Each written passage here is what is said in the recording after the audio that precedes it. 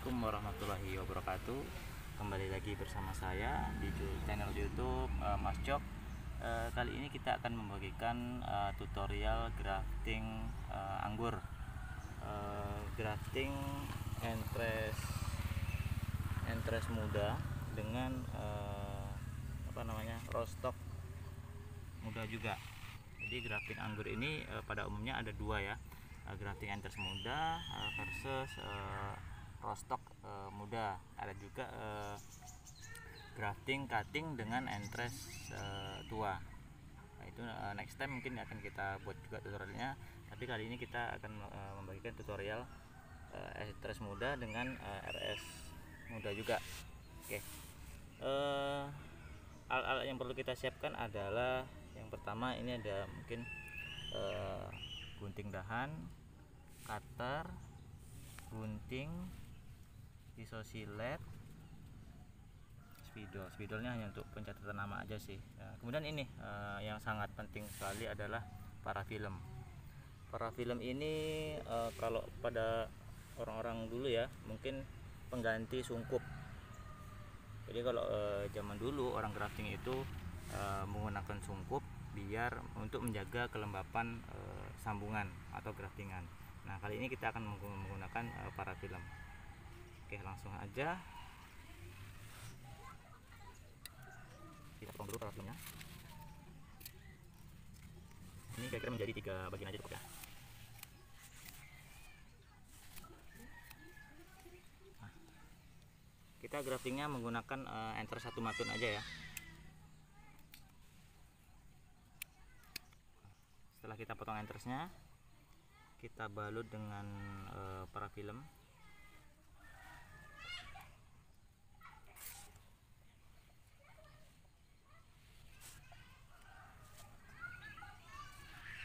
Nah, jadi kita balut parafilm entresnya, gak usah dari bawah karena nanti ini bagian yang untuk disayat dari hampir ke tengah sini sampai ke atas. Jadi mata tunasnya tertutup dengan parafilm. Nah, nanti ketika tunas mulai keluar, maka otomatis parafilm ini akan menembus akan sobek dengan sendirinya karena dia ini rapuh, elastis tapi rapuh. Oke.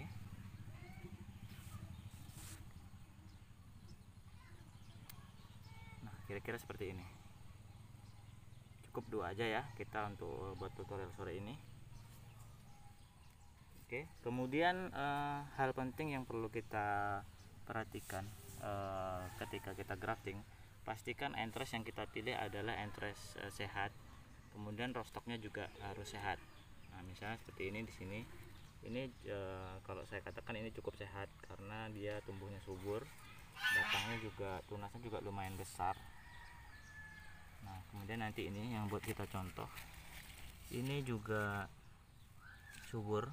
Jadi kenapa sih kita harus memilih rostock yang sehat dan RS yang sehat untuk agar tingkat keberhasilan itu tinggi. Jadi kalau entres yang nggak sehat, rostoknya nggak sehat, nah kemungkinan jadi itu juga kecil. Oke, kita langsung mulai saja ya. Nah, untuk grafting biasa saya menyisakan hanya 2 atau 3 mata tunas dari rostok. Ini mungkin bisa kita dari mana ya, dari sini aja kali ya.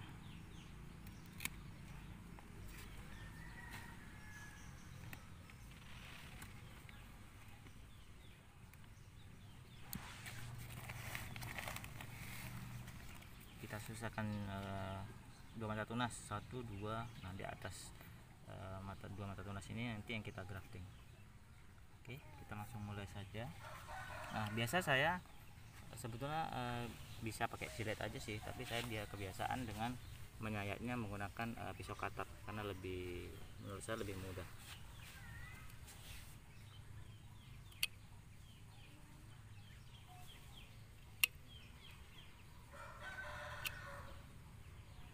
Setelah sini kunci dari keberhasilan grafting ini sendiri sebetulnya pada tingkat kerataan atau ketika kita menyayat. Usahakan ketika menyayat itu lebih presisi, sekali sayat itu lebih bagus.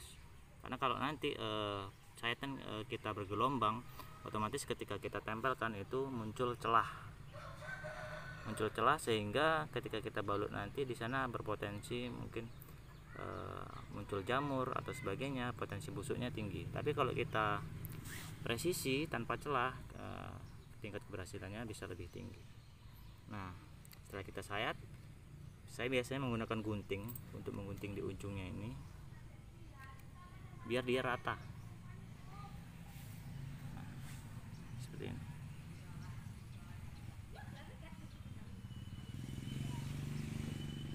Oke. Kemudian kita akan belah rotstocknya.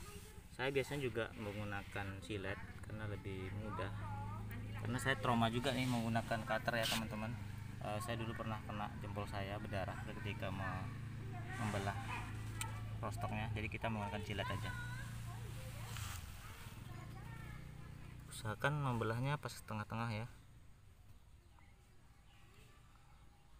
Ini agak panjang.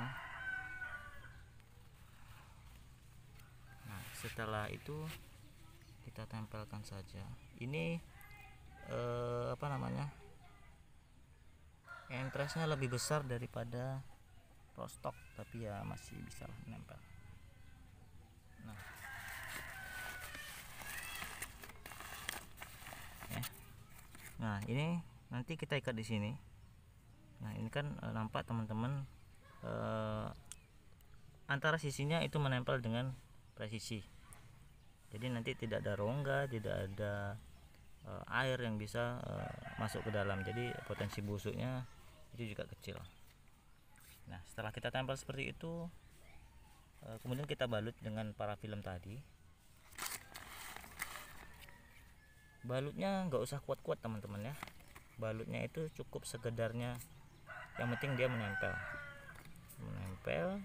tidak masuk kotoran atau apa. Yang penting menempel saja, nggak usah terlalu kuat-kuat. Kalau kuat-kuat justru ditakutkan nanti sambungan itu sendiri jadi memar. Nah, kalau memar ya kemungkinan jadinya juga kecil, kan bisa busuk. Nah, setelah jadi itu seperti ini,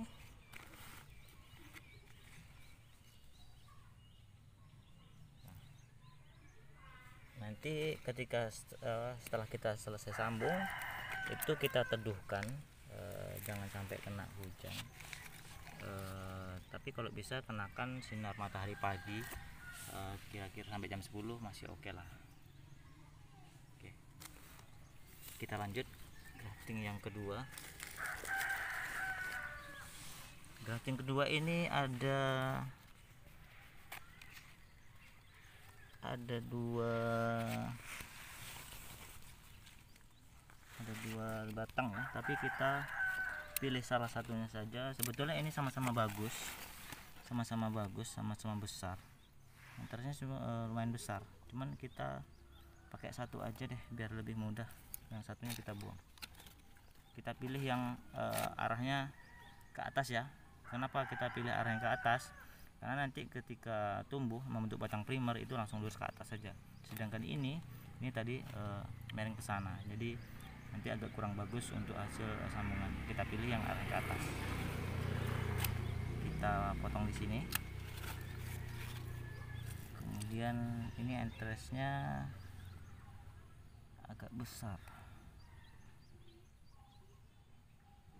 Gak apa-apa deh, kita coba aja ya.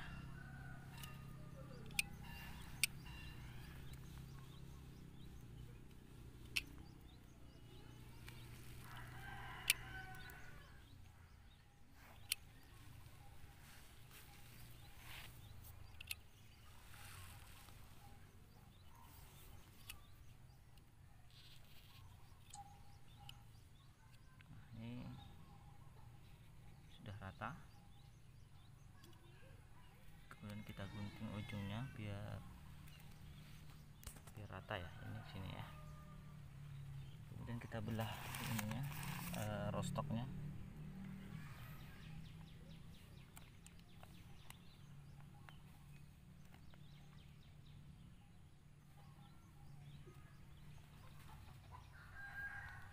ini RS nya kecil dibandingkan dengan interest nya.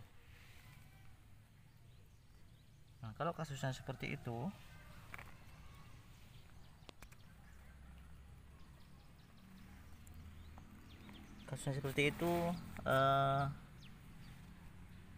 yang sebelah sisinya itu menyatu dengan atau ketemu antara kulit sama kulit, yang sebelahnya nggak apa-apa berlebih, karena inti dari grafting itu agar dia bisa menempel itu adalah kulit ketemu kulit.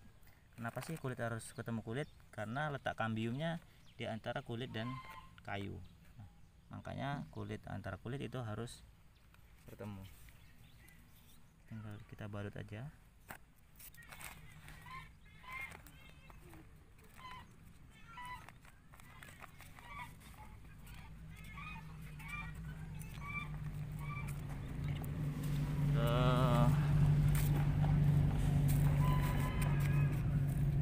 Ini yang telah kita grafting tadi, ada 2. Nah, setelah kita grafting, kita taruh di tempat teduh. Usahakan kena sinar matahari pagi sampai jam 10. Kemudian penyiraman juga diatur, jangan sampai kekeringan kali, dan jangan sampai terlalu basah. Kalau terlalu basah akarnya nanti bisa busuk akar.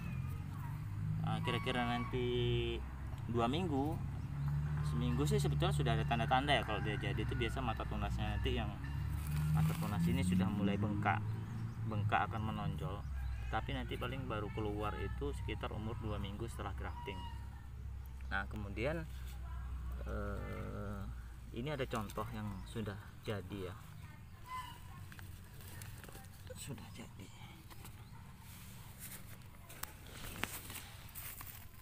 Nah, ini sudah jadi. Ini kemarin kita graftingnya dengan menggunakan 2 mata tunas. 2 mata tunas, tapi hanya 1 yang jadi, nggak masalah. Nah, ini sudah kira-kira muncul, belum ada sejengkal tapi udah hampir 1 jengkal lah. Nah, sebetulnya grafting ini sangat mudah.